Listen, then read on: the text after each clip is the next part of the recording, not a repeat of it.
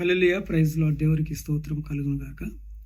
యోహాను సువార్త 1వ అధ్యాయం 10వ వచనాన్ని ధ్యానం చేసుకుంటూ, ఆయన లోకములో ఉండెను, లోకం ఆయన మూలముగా కలిగెను, కానీ లోకం ఆయనను తెలుసుకొనలేదు. సో దేవాదేవుడు యేసుక్రీస్తు ప్రభుల వారు మరి ఈ లోక సృష్టికర్త, ఈ లోకాన్ని సృష్టించింది సమస్తమును కూడా ఆయనే అని మనందరికీ తెలిసినటువంటి సత్యం. అయితే ఇక్కడ లేఖనం చూసినట్లయితే ఈ యొక్క లోకాన్ని దేవాదిదేవుడు సృష్టించినప్పటికీ కూడా సృష్టించిన దేవాదిదేవుడిని తెలుసుకొనలేటువంటి అజ్ఞానంలో ఈ లోకంలో ఉన్న ప్రజలందరూ కూడా కఠినమైన వారుగాను, మూర్ఖపు తలంపులు కలిగిన వారుగాను ఈ లోకంలో జీవిస్తూ ఉన్నారు. అయితే వాక్యమును బట్టి మనం అందరూ కూడా సంతోషించవలసిన వారమై ఉన్నాం. ఆయన లోకములో ఉండెను, లోకం ఆయన మూలముగా కలిగెను. నీవు నేను మనమందరం కూడా ఆయన వలన మీ యొక్క తల్లి గర్భంలో రూపింపబడి ఉన్నారు. ఆయన యొక్క బహుమానముగా మీ యొక్క తల్లిదండ్రులకి మీరు జన్మించి ఉన్నారన్న విషయాన్ని పరిశుద్ధాత్మ దేవుడు తెలియపరుస్తూ ఉన్నాడు. దేవునికి మహిమ కలుగును గాక, దేవునికి ఘనత కలుగును గాక. లోకం ఆయన మూలముగా కలిగను, కానీ లోకం ఆయనను తెలుసుకొనలేదు. ఈ రోజుల్లో చాలామంది పరిపూర్ణముగా, సంపూర్ణముగా యేసుక్రీస్తు ప్రభుల వారిని తెలుసుకొనలేక నిత్య నరకాగ్నిలోకి వారు ప్రవేశిస్తూ ఉన్నారు. వారి యొక్క మూర్ఖత్వము వలన, భక్తిహీనత వలన కూడా క్రైస్తవులలో కూడా, క్రీస్తుని వెంబడిస్తున్న వారందరిలో కూడా పరిపూర్ణత లేక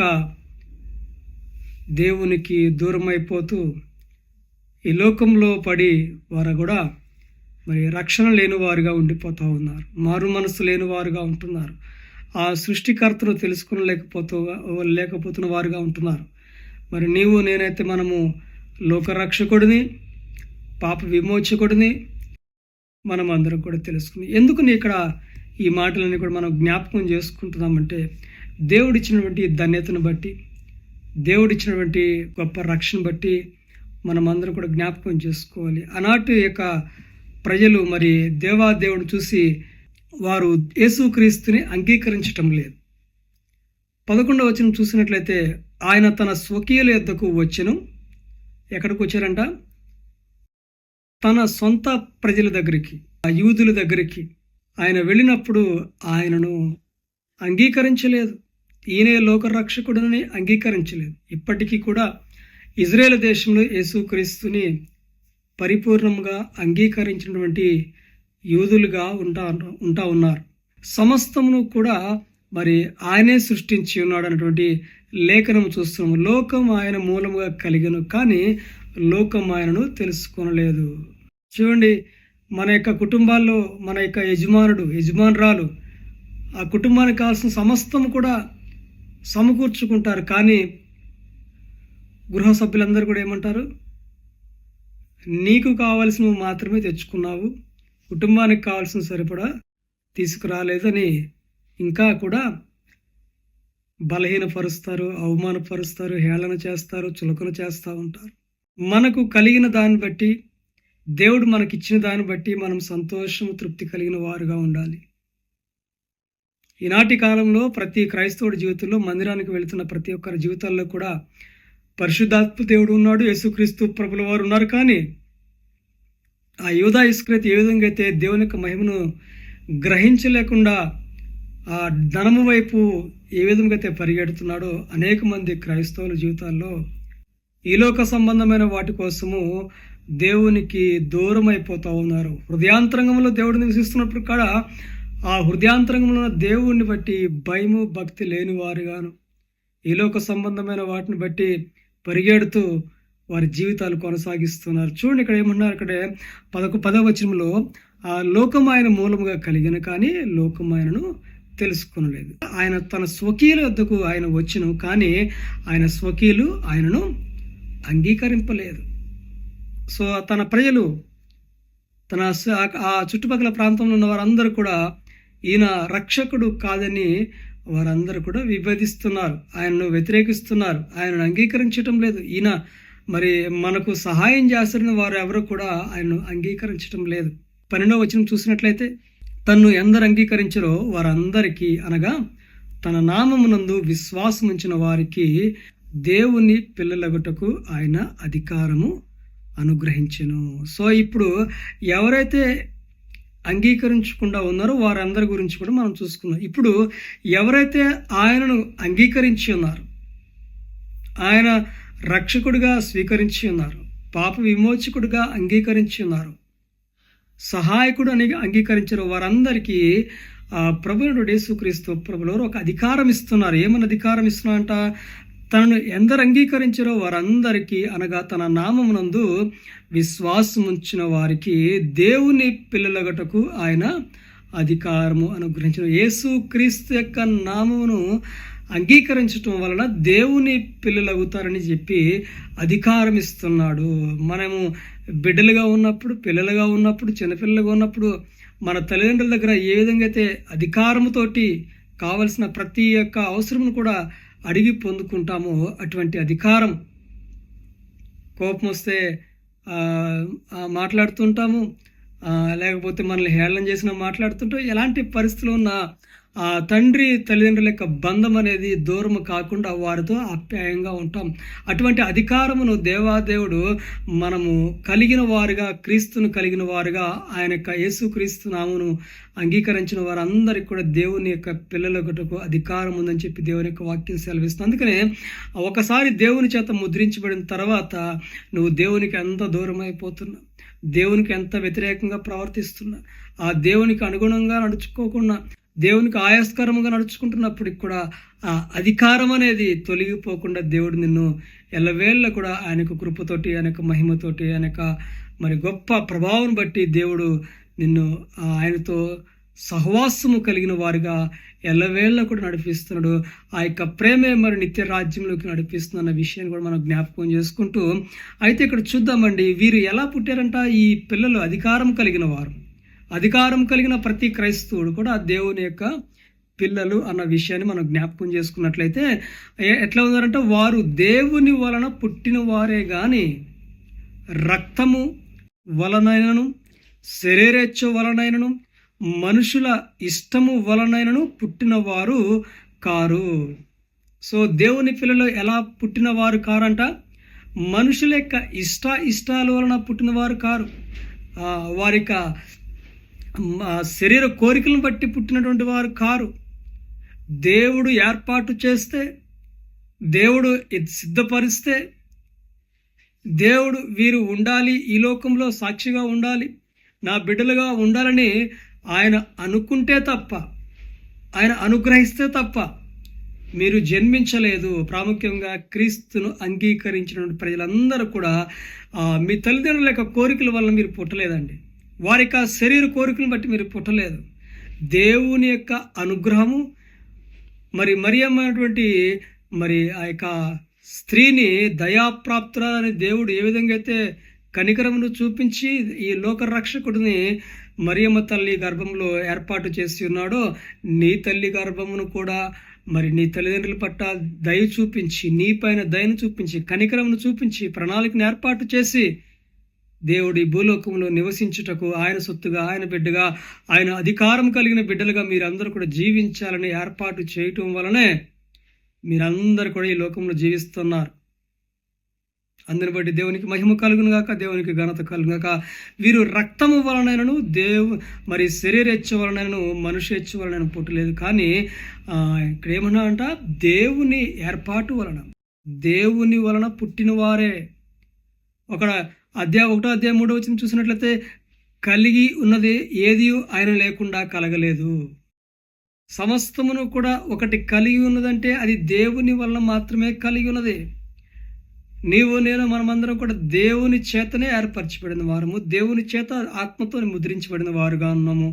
ఇది ఎప్పుడైతే వాక్యాన్ని గ్రహిస్తూ ఉంటామో మనము దేవుని యొక్క సన్నిధిలో బలమైనటువంటి దేవుని యొక్క అధికారం కలిగిన వారుగా, విశ్వాసులుగా జీవించగలుగుతూ ఉంటాం.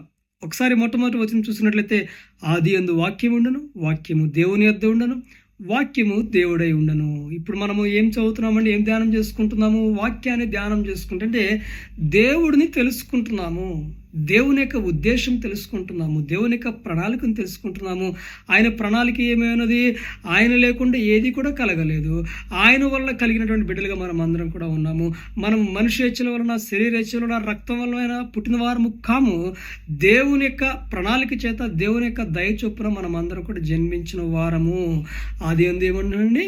వాక్యం ఉండెను, వాక్యము దేవుని యొద్ద ఉండెను, వాక్యము దేవుడై ఉండెను. ఆయన ఆది యందు దేవుని యొద్ద ఉండెను, సమస్తమును ఆయన మూలముగా కలిగెను. కలిగినదేది ఆయన లేకుండా కలగలేదు. సమస్తము కూడా, ఈ లోకమంతటిని కూడా, నిన్ను నన్ను సమస్తమును కూడా సృష్టించింది దేవాది దేవుడే. కలిగి ఉన్నదేది ఆయన లేకుండా కలగలేదు. ప్రతి మానవుడు కూడా మరి ఆయన కొరకే ఈ లోకంలో ఆయన రూపించి ఉన్నాడు. విశ్వాసం బట్టి దేవుని పైన నమ్మకం కలిగిన వారుగా ఉండటం వలన దేవుని యొక్క మహిమను, దేవుని యొక్క కృపను, దేవుని యొక్క ప్రేమను అనుభవించే వారుగా దేవుడు మిమ్మల్ని ఏర్పాటు చేసుకున్నాడు ప్రత్యేకంగా. దేవునికి స్తోత్రం కలుగుగాక. చూద్దాం ఇక్కడ ఏమన్నా అంటే 14వ వచనం చూసినట్లయితే, ఆ వాక్యము అంటే, వాక్యం అంటే దేవుడు, ఆ వాక్యము శరీరధారి అయి, ఎలా అండి? యేసుక్రీస్తు వారిగా జన్మించి, ఆ వాక్యమే శరీరధారిగా, ఆ దేవుడే మరి మానవ రూపం ధరించుకొని ఎలా వచ్చారంటండి? ఆ వాక్యము శరీరధారి కృపా సత్య సంపూర్ణుడిగా మన మధ్య నివసించను. మన మధ్య నివసించడం అంటే దేవుని యొక్క వాక్యము ఇప్పుడు ఎక్కడ ఉంది? ఎవరి హృదయంలో ఉంది?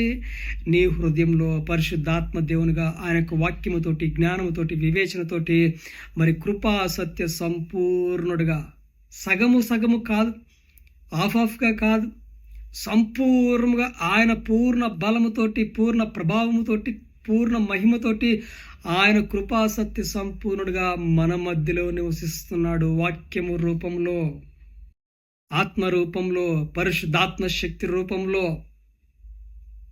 వాక్యము శరీరధారి కృపాసత్య సంపూర్ణుడిగా మరి మన మధ్యలో నివసించిన తండ్రి వలన కలిగిన అద్వితీయ కుమారుని మహిమ వలె మనము ఆయన మహిమను కనుగొంటిమి. మహిమను కనుగొనటం ఏమిటి? మహిమను ఎలా కనుగొంటాం? ఎప్పుడైతే యేసును అంగీకరించుకొని, ఎప్పుడైతే దేవాదేవుడిని అంగీకరించుకుని నీ హృదయంలో నువ్వు ఆహ్వానించుకుంటావో, ఆ దేవుని యొక్క మహిమ ప్రభావమును మీ జీవితంలో చూడగలరు. చూడండి, బాప్తిజం తీసుకున్నప్పుడు పరిశుద్ధాత్మ దేవునితోటి, వాక్యముతోటి చక్కగా ప్రేరేపించబడుతూ దేవుని బలమును పొందుకుంటారు, శక్తిని పొందుకుంటారు. ప్రపంచంలో ఎప్పుడు పొందుకునే అనుభవంలోకి మీరు వెళ్తూ ఉంటారు. కానీ క్రమక్రమంగా ఏమైపోతున్నారంట? ఈ లోక సంబంధమైన వాటిని బట్టి, శరీర కోరికలు కావచ్చు, మనిషి ఇచ్చలకు వల్ల కావచ్చు, ఈ లోక సంబంధమైన విషయాలను బట్టి మీలో కలిగిన అధికారమును కోల్పోతూ ఉన్నారు. అధికారమును కోల్పోకూడదు. అధికారం కనుక కోల్పోతే నీ తండ్రి దగ్గర నుంచి నువ్వేం పొందుకొనలేవు, నీ తల్లి దగ్గర నుంచి ఏం పొందుకొనలేవు. నువ్వు క్రీస్తును కలిగిన బిడ్డలుగా మీరు అందరూ కూడా ఉన్నారు. క్రీస్తుతో సహవాసం చేస్తున్న వారుగా ఉన్నారు. మంచి గొప్ప అధికారము కలిగిన వారుగా ఉన్నారు. పరలోక సంబంధులైన వారుగా ఉన్నారు. దేవుని సంబంధులుగా ఉన్నారు మీరందరూ కూడా. ఆ వాక్యమే కృపాసత్య సంపూర్ణంగా నీలో నివసిస్తూ ఉన్నది. దేవుడు నీలో నివసిస్తున్నాడు. దేవుని ఆత్మ నీతో ఉంటుంది, దేవుని శక్తి నీతో ఉంటుంది, దేవుని కృప నీకు తోడుగా ఉంటుంది. కలిగినదేది ఆయన లేకుండా కలగలేదు. నాకు అది లేదు, ఇది లేదని బలహీనులు కాక, అధికారం కలిగిన, క్రీస్తు అనే అధికారము కలిగిన బిడ్డగా నేను అడుగుతున్నాను. యేసునామములో సమస్తమును కూడా నేను, ధనము కావచ్చు, ఆరోగ్యం కావచ్చు, మనశ్శాంతి కావచ్చు, నెమ్మది కావచ్చు, సంతోషం కావచ్చు, సమస్తమును కూడా నీ విశ్వాసముతో, అయ్యా నేను మనుష్య హెచ్చల వలన పుట్టిన వాడిని కాను, నీ యొక్క ప్రణాళిక చేత నీవు అనుకుంటే, అనుగ్రహిస్తే నేను ఈ లోకంలో జన్మించాను. కాబట్టి ఈ లోకం నన్ను దూషిస్తుంది, ఈ లోకం నన్ను వెలివేస్తుంది, ఈ లోకం నన్ను బలహీనపరుస్తుంది, ఈ లోకము హేళన చేస్తుంది. నేను నీ యొక్క అధికారం కలిగిన కుమారుని కదా, నాకు అధికారం ఉంది కదా. నీ పరలోకం నుంచి ఈ భూలోకంలో ఉన్న ప్రతి ఒక్క హేళన చేసే వారి యొక్క నోర్లు మూయబడాలంటే నీ కార్యం నా జీవితంలో కనపరచాలి. బలపరచు దేవా. అయ్యా నేను భక్తిహీనుడిగా ఉండిపోయినానేమో, బలహీనుడిగా ఉండిపోతున్నాను, ఈ లోక ఆశలను బట్టి నేను వెంబడిస్తున్నానేమో. కానీ ఈ వాక్యము విన్న తర్వాత, నీ మాట విన్న తర్వాత, నీ కృపా సత్య సంపూర్ణ నాలో ఉన్నావు కాబట్టి నీ యొక్క కృప, నీ సత్యము, నీ వాక్యము, నీ మాట, నీ జీవము, నీ వెలుగు నన్ను నడిపిస్తుందని ఎప్పుడైతే విశ్వాసంతో దృఢముగా ఆయన వలన నేను జన్మించున్నాను, ఆయన వలనే జీవిస్తున్నాను, ఆయన వలన నేను పోషించబడుతున్నాను, ఎప్పుడైతే నీ హృదయంలో బలముగా దేవుని పైన ఆధారపడుతూ జీవిస్తావో తప్పకుండా అన్ని విషయాల్లో కూడా మీరు వర్ధిల్లుతారని, దేవుని యొక్క నామానికి మహిమకరంగా ఉంటారని తెలియపరుస్తూ చెప్పబడిన కొద్ది మాటలు దేవుడు దీవించి ఆశీర్వించును.